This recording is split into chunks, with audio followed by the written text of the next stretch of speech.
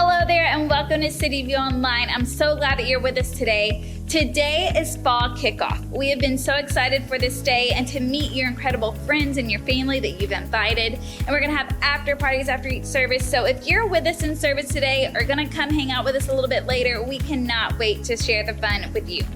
This past week we had Love Week and it was truly incredible. We love these weeks that we do every year as a chance to love on our community and on those around us. And so we did things like take the donations to Crisis House, which you guys donated, and it was incredible to see all the donations that came in for that.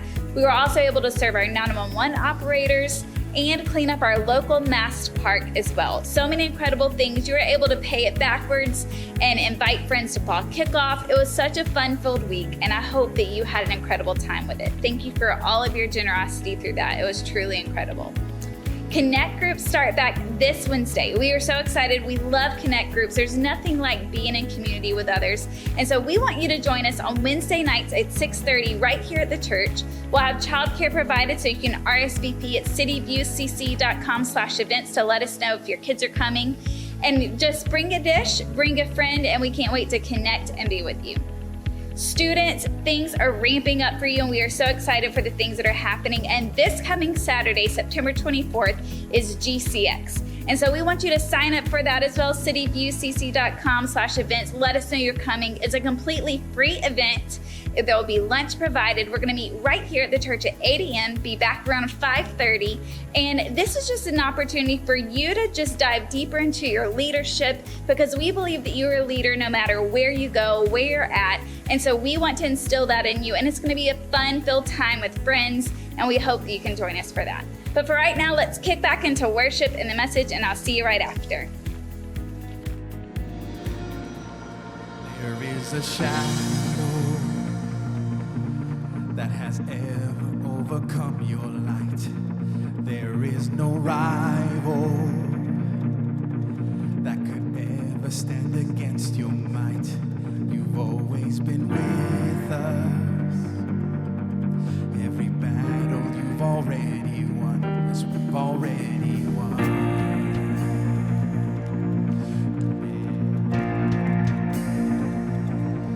There is no weapon that has ever left a mark on you. There is no army with the power to conquer truth. You've always been with us, yes. Every battle you've already won, yes, we've already won. Show me one thing he can't do. Show me a mountain he can't move. He's the God of the breakthrough. Anything is possible. Come on, let's sing. Show me one thing that's too hard. Show me what else he can't bar. He's the God of the breakthrough, and anything is possible. Is possible. Come on. There is a kingdom that's advancing at the speed of light, and in his kingdom every dead thing is bound to rise. Oh God of Redeemer, he is faithful to revive. Oh, he will revive. Come on, sing it out. Show me one thing he can do. Show me a mountain he can move. He's the God of the breakthrough, and anything is possible. We believe in you, Lord. Show me one thing that's too hard. Show me what else he came for. He's the God of the breakthrough, and anything is possible. Is possible.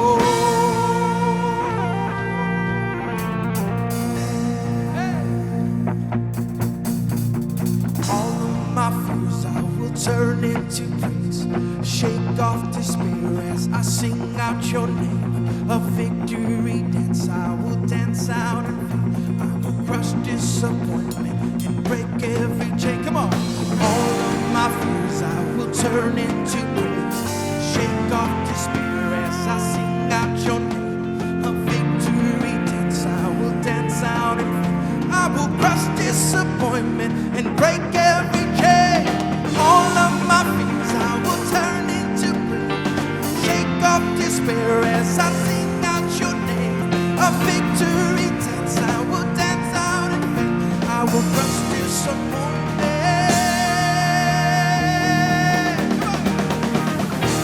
Show me one thing he can. Show me a mountain he can move. He's a God of the breakthrough, and anything is possible. We believe in you, Jesus. Show me one thing that's too hard. Show me what else he came for. He's a God of the breakthrough, and anything is possible. It's possible.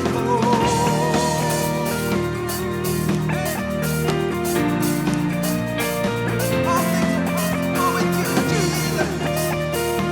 We believe in you, Lord. Come on and give him a shout of praise.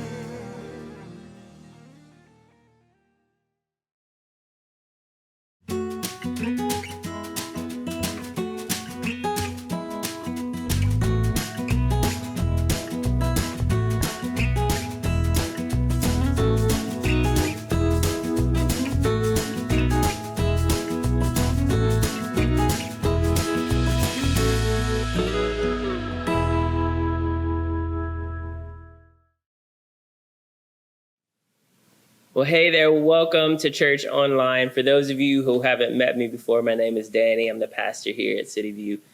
And hey, we're kicking off a brand new series. We're calling it Getting Over It. And the idea is over the next 4 weeks, we're going to be looking at some baggage that we accumulate in our life journey. Those moments, those emotions, those challenges, those insecurities that just start to build up in our life. And before we realize it, that baggage actually becomes an anchor that holds us back from the future that God has prepared for us, the future that we've dreamed of. And so I want to talk with you for the next couple of weeks about how we can get over the baggage, let go of the baggage so that we can experience the fullness that God has for us. But as we jump into it, I want to ask you, speaking of our baggage, how many of you, like when you're getting ready for a trip, you're heading on vacation, you're going to go visit some family members, how many of you pack in just like one small bag? Like it's just the essentials. There's no fluff. There's no extra. It's just you like, where's my minimalist at? Like raise your hand right where you are. Let me know that you're here with me. Okay. Like I envy you. I am so impressed by you. Now, on the other hand, how many of you would say when I'm getting ready for a trip, it's almost as if this 3-day weekend, I believe the zombie apocalypse is coming.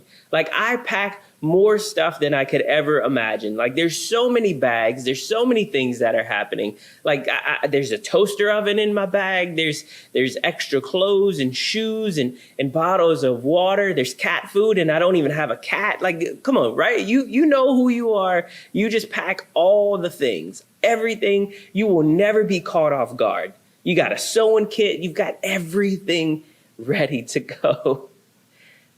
So for me, this is actually something I've been working on as a human being because I had a serious issue. For years, whenever I would pack like I was going for weeks, for months. And it was like a 3-day weekend. And I would pack so many pairs of underwear.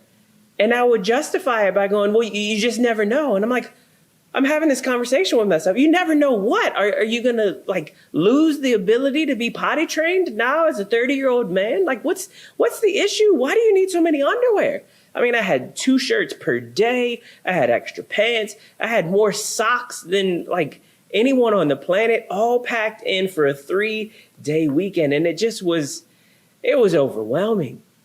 And my wife was the same way. And then when we started having kids, like the back of the SUV was filled where you couldn't even see out of it. And it was literally like an overnight trip. It's like, what? We have a serious issue. And it all came to a head for me several years ago. I was going on a surfing trip with a few of my friends, and we're going for like 4 days. And I thought I was doing pretty good, okay? Like I packed in just like one really large luggage piece. Like it was huge, it was a big one, but it's just one piece. But I also had my backpack that had like, my computer and stuff. And I had a snack bag too, because I'm not gonna travel without my snack bag. Like, come on now, right? You gotta have my snacks. You don't have my snacks. I need to have my snacks. And so here I show up with this luggage, this backpack and this bag, and my buddy shows up for the same exact trip with like this medium-sized backpack on. I'm like, where's the rest of your bag? He's like, oh, this is it. And I was so unbelievably embarrassed. I'm like, I have 18 pair of underwear in this suitcase here because we're going to be in the water. So I probably, like, what if we get out of the water and I go back in the water and then we get out and I go back? I need 3 pairs per day. And this joker rolls up in this, like, not even a duffel bag. And I was so embarrassed. And it was like, I am changing from this moment on. This is not going to be the case.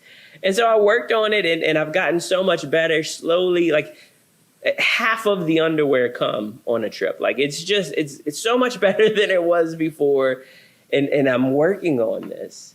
But the reality is our stories in life come with baggage. Our lives come with this kind of buildup of stuff that we carry with ourselves. And if we're not really intentional or aware, we're kind of like me years ago getting ready for a trip, and we're bringing all this baggage into something that should just be really simple. But instead, it's coming with all of this weight. It's coming with all of this baggage. It's coming with all of this junk that really isn't necessary. Versus stepping into a situation light and ready and available to pivot and adjust and handle the situation without carrying all of these different emotions and insecurities and situations into every one of the scenarios that we're going into. And this is such an important thing because we all are writing a story with our lives. Like there's moment by moment, day by day, hour by hour, challenge to victory, beauty and ashes. There's such a tapestry of a story that's being written with your life every single day and every single moment. And the reality is that our life stories come with baggage and they come with meaning. The reality is if you're watching this, I understand that not everyone's going to believe the same way that I believe, and that's totally okay. I'm so glad that you're here. But I just happen to believe that things in your life don't happen by accident. I just happen to believe that every moment of your life, the high moments and the low moments, they are filled with purpose and they're filled with meaning. They're filled with lessons that we can learn from. And yes, they're filled with pain, but there's healing on the other side of that pain. I just happen to believe that nothing happens by accident. But the reality is the baggage that we're carrying in our life, if it's left unchecked, if it's left unchallenged, all of a sudden we'll be carrying this heaviness with us into every scenario without even realizing it. And so we point our attention towards the scenario and we think it's that scenario that's causing this anxiety or this fear or the struggle within us. But the reality is it's more about the baggage we're carrying. Like, why does this happen? Why does the baggage of our life have such a significant impact? And the reason is this, and you'll see it on the screen, because our stories shape our identity. Our stories shape our identity, and they become the filter through which we view everything else in our lives. It's a huge deal. The stories that we tell ourselves are powerful. The reality is the difference between filtering the situations in your life through the filter of fear and anxiety versus filtering it through the filter of faith it makes a significant difference in how you approach and handle those situations. Like the difference between believing that our past pain is who we always will be, no matter what happens, versus believing that there can be healing on the other side and purpose and meaning on the other side. It completely changes the trajectory of our lives. It changes the way we make decisions. And so whether we recognize it or not, the baggage that we're carrying is having a significant impact on our life.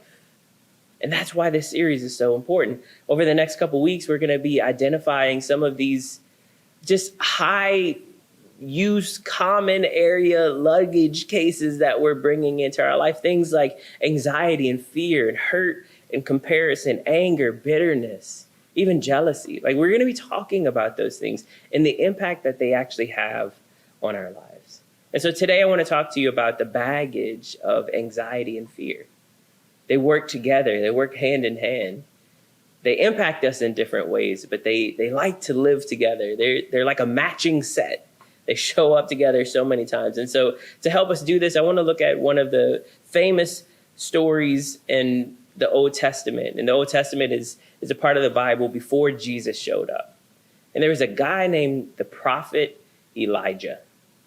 And Elijah was a prophet of God. And that just simply meant that God used these people he would speak to them, and then he would send that prophet to go and give this message to the whole nation of Israel. And so he was using Elijah, but Israel during this time was easily distracted, and they quickly moved away from the values and the principles that God had established.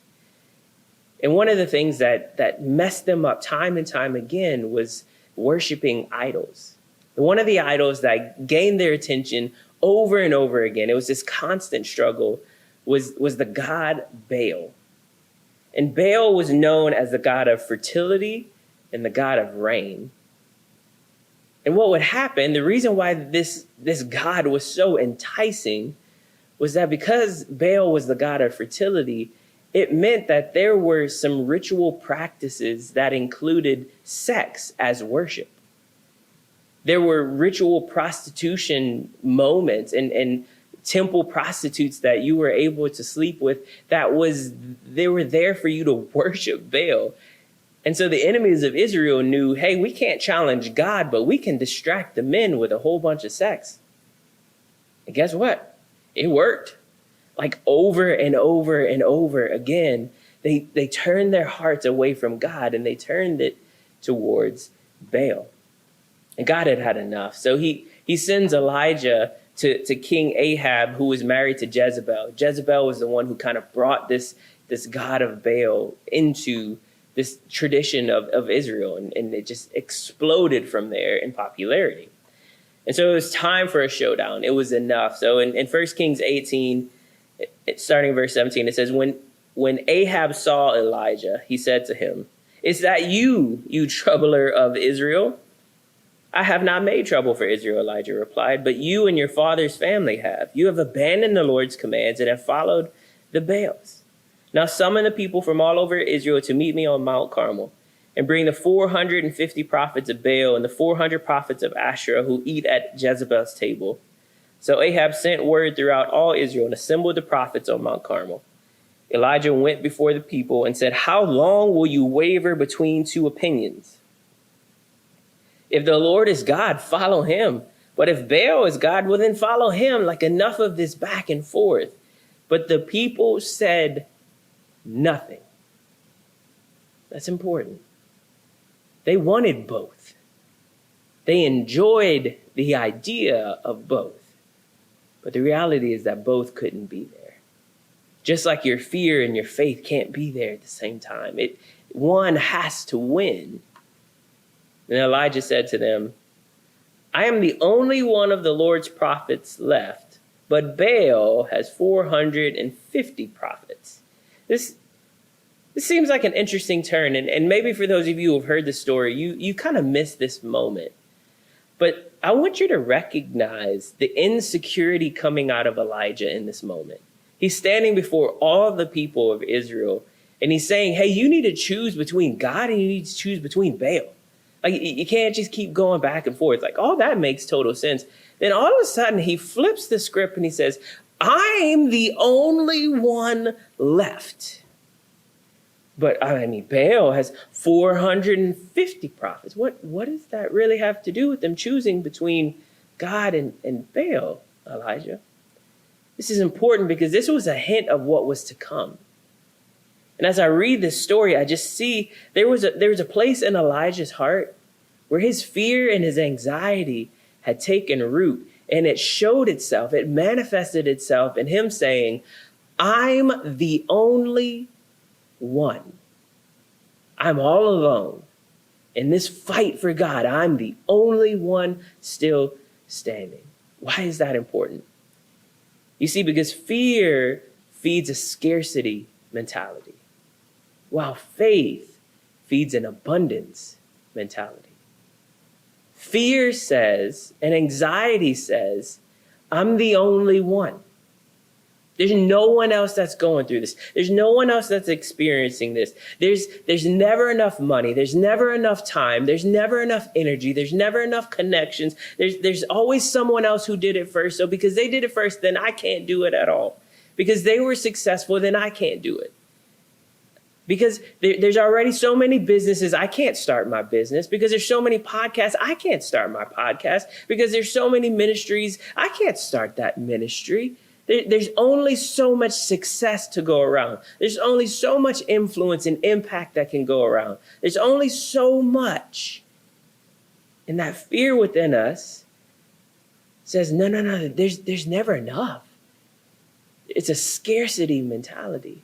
While faith on the other side that says God is a God of abundance. He wants to fill our lives to overflowing. He wants to use us and make an impact. And we go, no, well, that must be for somebody else. That's for those people, because obviously both of us can't do that. Both of us can't live on mission and have an impact. And it feeds this scarcity mentality. And it just shows us what we're going to see in a few minutes of what happens in Elijah's life. Fear and anxiety had a stronghold in his heart. And as he's standing in front of the people, he can't hide it anymore. It just slips out. I'm the only one. There's nobody else. So back in the story, Elijah sets up a test. They set up 2 altars with 2 bulls on each one of them. And the test was whichever God is real must burn up their specific altar with fire. No one can touch it. Nobody's lighting it on fire. Like, the gods have to show up and do it. So whichever one does it, the one true God, Yahweh, if he does it, then he's the true God. If Baal does it, then fine. We'll go that direction. So the prophets of Baal, they take over, they go first, and they're dancing before the altar. They're doing the Cupid shuffle, like they're doing everything they can. They're jumping up and down, they're screaming, they're making all kinds of noise. They eventually get to a point, because nothing was happening, they start cutting themselves, they're bleeding all over the place. And Elijah just starts making fun of them. He's like, hey, maybe you should be a little bit louder. Like, maybe he can't hear you. Maybe Baal went to the restroom. Like, maybe he's just out, he's busy. Maybe he went on a long trip and he's just not present at the moment. Leave a voicemail. Let us know when you get back in town. We'll call you. Like, he's just giving them the business, and it's hilarious. And finally they tire themselves out, and Elijah's like, enough. Out of the way. It's time for me to step up and for God to show up. And so Elijah goes to the extreme. He goes and he grabs these huge jars of water, and they start dumping water on the altar, like to make it even more difficult for God to set this sacrifice on fire. It's drenched in water. And so it comes to this point. He steps up, he begins to pray, and he says this in 1 Kings 18. At the time of the sacrifice, the prophet Elijah stepped forward and he said, Lord, the God of Abraham, Isaac, and Israel, let it be known today that you are God in Israel, and that I am your servant. And you have done all of these things. I have done all of these things at your command. Answer me, Lord, answer me, so that these people would know that you, Lord, are God, and that you are turning their hearts back again. Then the fire of the Lord fell and burned up the sacrifice, the wood, the stones, and the soil. It also licked up the water in the trenches. And when all the people saw this, they fell prostrate and cried, "The Lord, he is God." It's a victory. This is the Disney movie ending, right? Like the flowers, the music, it's amazing. They win. What happens in the verses following that? It's not pretty, but they kill all the prophets of Baal. It's this decisive victory. It should be a mountaintop moment for Elijah. Everyone's cheering. Except Elijah. We turn the page and something really crazy happens. 1 Kings 19. Ahab told Jezebel everything Elijah had done and how he killed all the prophets with the sword. So Jezebel sent a messenger to Elijah to say, "May the gods deal with me." You mean the gods that didn't show up, the ones that aren't real, the ones that just lost the battle? Okay, but may the gods deal with me, be it ever so severely, if by this time tomorrow I do not make your life like that of one of them. And Elijah was afraid and ran for his life. When he came to Beersheba in Judah, he left his servant there. He goes alone a day's journey into the wilderness. He came to a broom bush.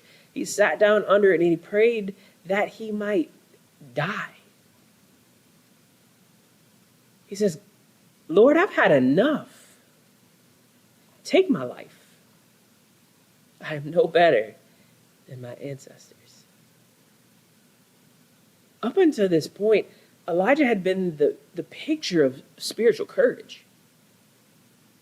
And here he is, he has a breakdown right in the moment when Israel needed his leadership more than ever before. They're going to abandon the God of Baal, finally. They need your wisdom and your direction on how to follow God the right way. And not only does he run away from this moment, not only does he have a breakdown in it, but he becomes suicidal. And he says, "God, not only am I done serving you, I just want to die. Just take me home, Lord. I'm out. I have nothing left to give."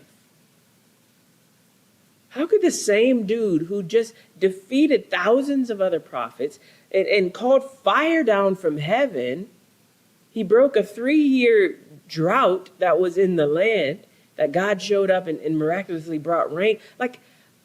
How can he find himself at this level of a breakdown?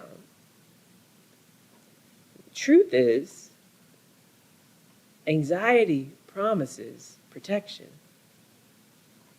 But eventually, it just erodes our ability to hope. You see, anxiety promises us this protection. If you stay anxious, if you stay ready, this fight or flight mode, if you just stay in that mentality where you're always on guard and you're protecting yourself and you're always worried about the other shoe dropping and this situation's going to turn bad and I'm just keeping my eyes open and I'm ready to go. If you stay in that mode, you'll be protected. That's what anxiety tells you. But in reality, all it does is it erodes your ability to hope. We allow our performance on the outside to mask what's being destroyed within us. We can go through the motions. We can say the right words. We can even produce.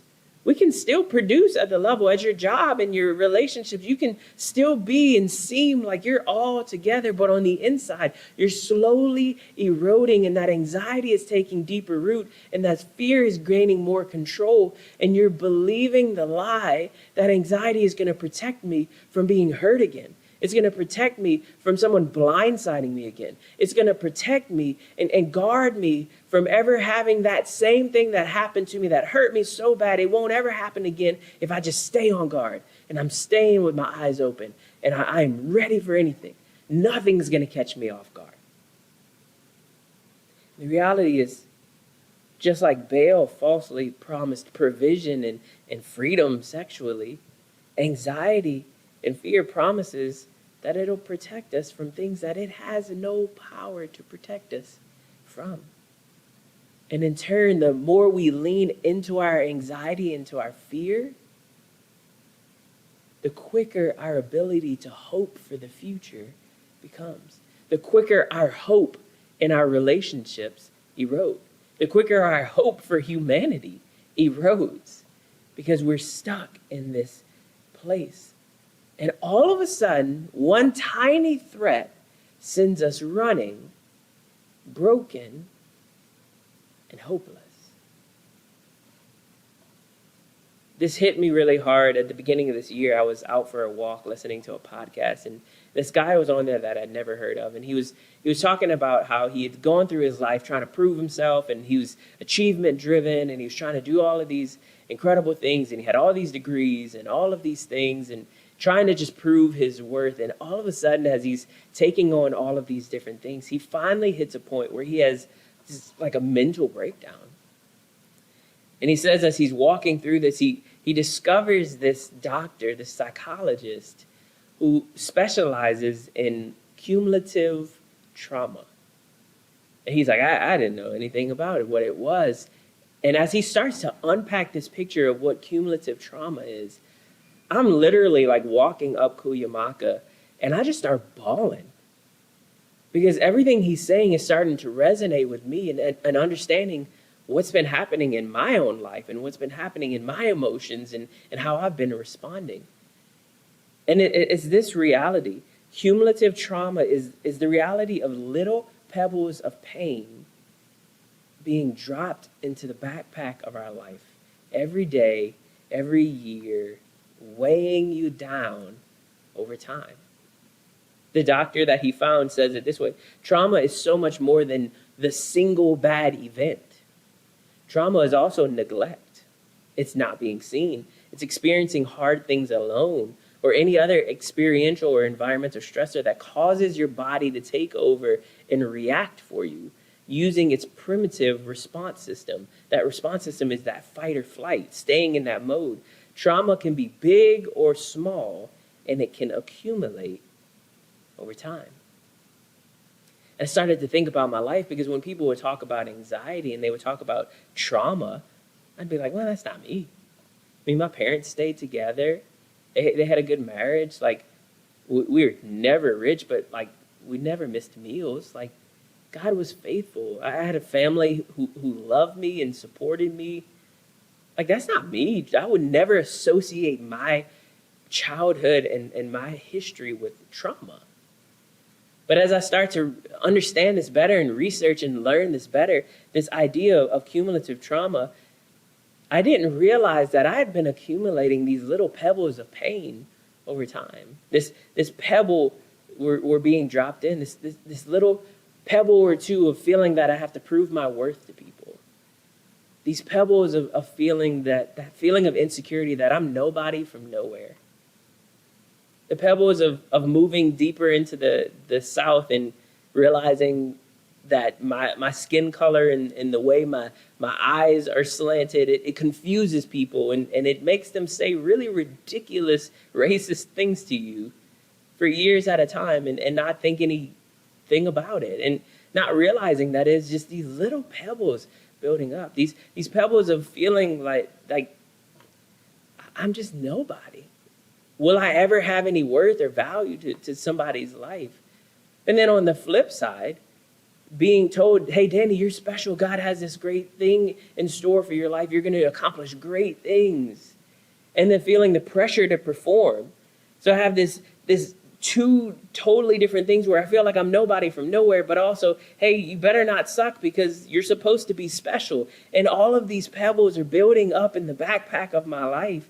And so when it finally hits a point of what I would consider true trauma, as my dad dies on the other side of the phone, as I'm driving to him, as he's having a heart attack, when that big rock drops in the backpack, I broke. And I didn't understand. Like, I knew that losing my dad was a massive deal, but why did I break the way that I break? Why did I experience all this stuff? Why am I dealing with symptoms of massive trauma? It's because my backpack was full of pebbles. And the loss of my dad was that one last big rock that dropped in that finally broke the camel's back. And I wonder if for you, you're experiencing the same thing, that there's this buildup in your life of all these moments of trauma, these moments of heartbreak, these moments of pain, these small moments that left unchecked, that are left ungrieved, that are left unprocessed, that are left unhealed. Eventually, because you're still carrying all those little pebbles around, there's going to be finally that moment that comes that breaks you, and it's going to feel like it's out of nowhere. I've been carrying all this stuff, and it finally took its toll, and I broke. And there's still moments as I'm on this healing journey that I still feel like I'm breaking. And I have to give the Lord access to begin to heal that. Why? Because the Apostle Paul encourages us in Philippians 4. He says, hey, rejoice in the Lord always. I'll say it again. Rejoice. Let your gentleness be evident to all, because the Lord is near. Do not be anxious about anything, but in every situation, by prayer and petition with thanksgiving, present your requests to God, and the peace of God, which transcends all understanding, will guard your hearts and your minds in Christ Jesus. And I don't know about you, but sometimes I read those words and I'm like, oh, yeah, great, Paul. Yeah, you got it. Just rejoice. Just don't be anxious. Oh, why didn't I think about that? Just don't be anxious. And it makes you want to be like, you know what? How about we be pen pals? How about I tell you about my situation? Let me tell you about my life. Let me tell you about my baggage. And then you tell me how I'm supposed to rejoice and celebrate in those things. Paul, where is this letter written from? Let me write one back. This is written from the central prison in Rome. Paul is writing these words with the understanding that at any moment, the guards were going to walk through the door and say, today's the day that we finally get to cut your head off for preaching about Jesus. And I can imagine Paul, in every moment that he has, he's writing these letters to the churches that he's planted. He's writing this encouragement. He says, hey, I should be filled with anxiety. I should be filled with fear. But you know what I'm doing instead? I'm turning my attention to God, because I am anxious for nothing. Because his peace that surpasses all understanding is there, and it's guarding my heart, and it's guarding my mind. It's removing this fear. And that's why I say to rejoice. In the verses following, it's why he says, hey, set your attention, fix your thoughts on those things that are good, that are holy, that are worthy, that are admirable, that bring glory, that are excellent, that bring worthiness and praise to God. Those are the things that I want you to fix your thoughts on, so that your anxiety no longer has place in your life. As we land the plane today, I want to tell you about how God responds to Elijah's anxiety and fear. Elijah travels to this particular mountain called the Mountain of God, and he hides in a cave. And God shows up in this powerful way, and he says to Elijah, he says, hey bro, what are you doing here? Like, what's going on? Why are you here? And Elijah just lets him hold it. He unleashes everything. I have been working hard. I have given everything. I've been all over this country. I've been running from kings. I have been giving. I've been sharing. I have done everything, and you have left me alone, God. I am the only one left, and I am done. I am out. I have nothing left to give. God wraps him in his presence, and he whispers to him, and he says in 1 Kings 19, verse 15, go back the same way that you came, and travel to the wilderness of Damascus. When you arrive there, anoint Hazael to be king of Aram, then anoint Jehu to be king of Israel, and anoint Elisha to replace you as my prophet. Verse 18, yet I will preserve 7,000 others in Israel who have never bowed down to Baal or kissed him. I love how God says, go back the way you came. But go back with the understanding that I'm still sitting on the throne. Go back to that place of anxiety and that fear. And you're reminded that I have been working in the background to prepare the kings that will replace the evil ones that are there. That I've been working in the background, Elijah, to prepare your replacement, who will be my spokesperson when you're taken away. Hey, and just so you know, I got 7,000 other jokers who have never bowed their knee to Baal. So would you like to remind me again of how you were alone?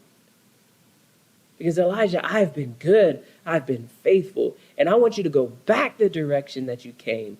But I want you to go back with a different perspective. Because this is the truth. You cannot change your story, but you can change the source of your perspective. You can't change your story.